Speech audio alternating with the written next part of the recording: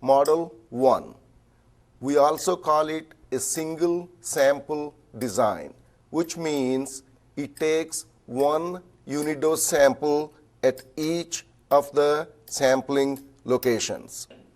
The second one in unidose powder samplers is Model 4.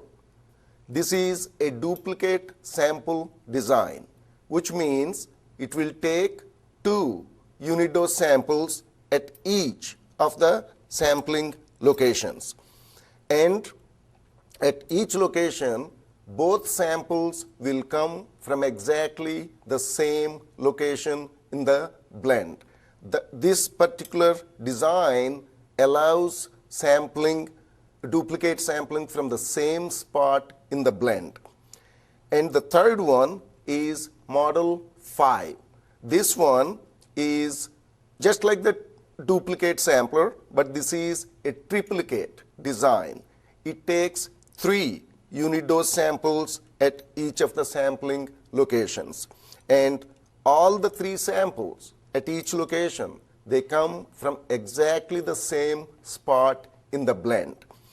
All these samplers I will individually show you in more detail, and then I will show you how to actually use them in an actual sampling situation.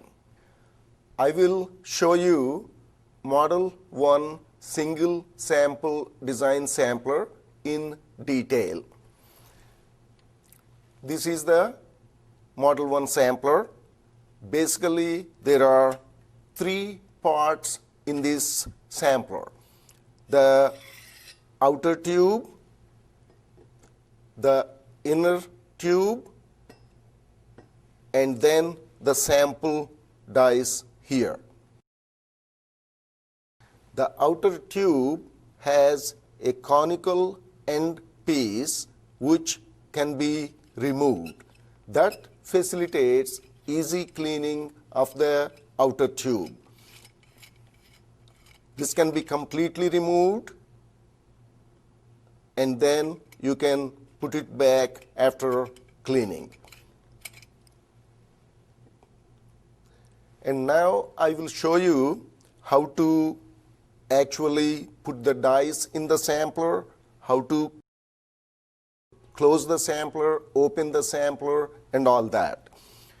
You take the inner shaft, and whatever sample size die you want to use, take that die, put it in the first sample port, and then you will do the same thing in the other sample ports.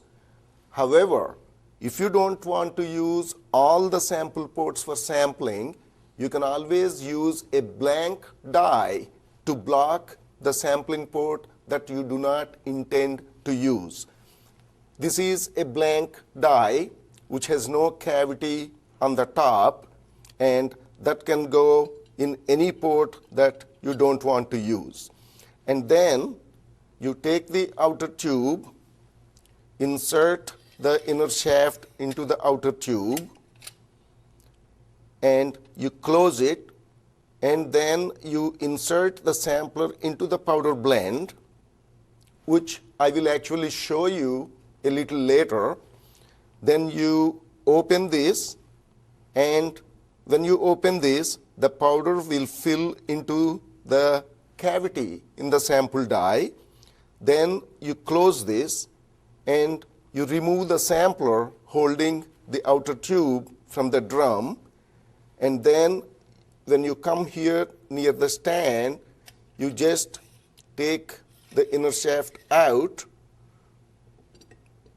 put the inner shaft and the outer tube on the stand separately, and then using a plastic die retrieval tool which has two pins that will go underneath the inner shaft, and then you can actually push the die up a little bit, and you can pick the die with your fingers.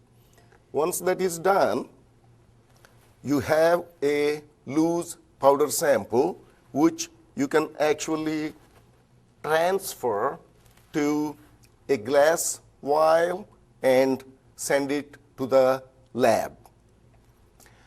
There is another thing we can do with the loose powder sample, which I will again demonstrate more in detail in a few minutes.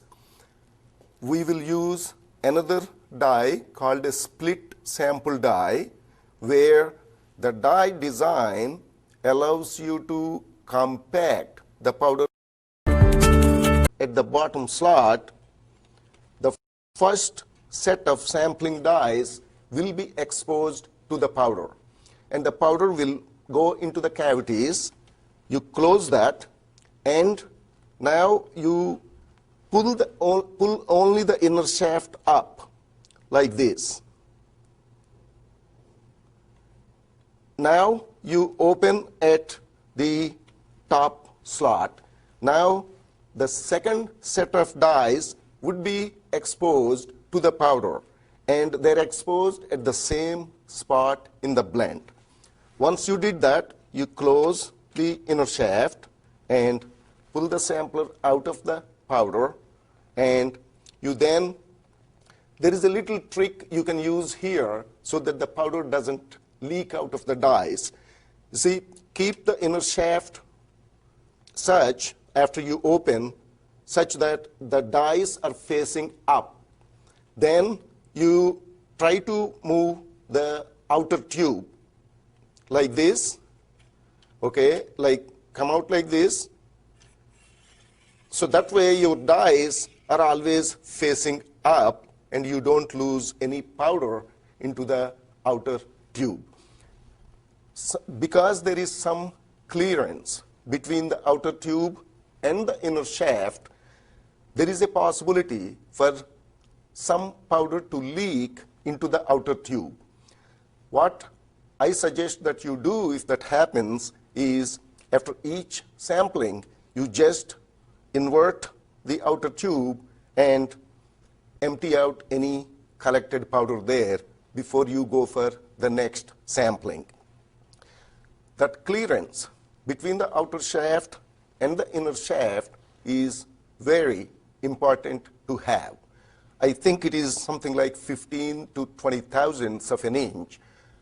If we don't have that gap, or if we reduce that gap, there would be too much friction between the outer tube and the inner shaft, and that could create a generation of metal particles, which you don't want to have. That's why we deliberately keep a good clearance between these two shafts. Now we have inserted the dies in the inner shaft, and the inner shaft is inside the outer shaft, and now we are ready to go into the powder blend and take samples. Insert the sampler into the blend. Now you open the inner shaft at the bottom position first. That exposes the first set of dies. You close that. Now you pull the inner shaft up. Now you open it at the top location. It will fill the second set of dies. You close. Let us see how the samples look. While you take it out, you may want to turn the sampler down so that the dies are facing down, so excess powder falls down. Then you can turn it around, and let us open it here and see how the samples look. So that is how the samples are, and let us see the second set of samples, how they look. That's the second set of samples. We will take the sampler out, close it, and we will take it to the stand. There is one other suggestion I would like to give you. When you take the sampler out of the blend and you try to take the inner shaft out of the outer tube, when you are using a triplicate sample design, you just, once you open the inner shaft, keep this handle in the same position and maneuver the outer tube so that your inner shaft will come out, but the dice are always facing up. That way you don't lose any powder by turning the inner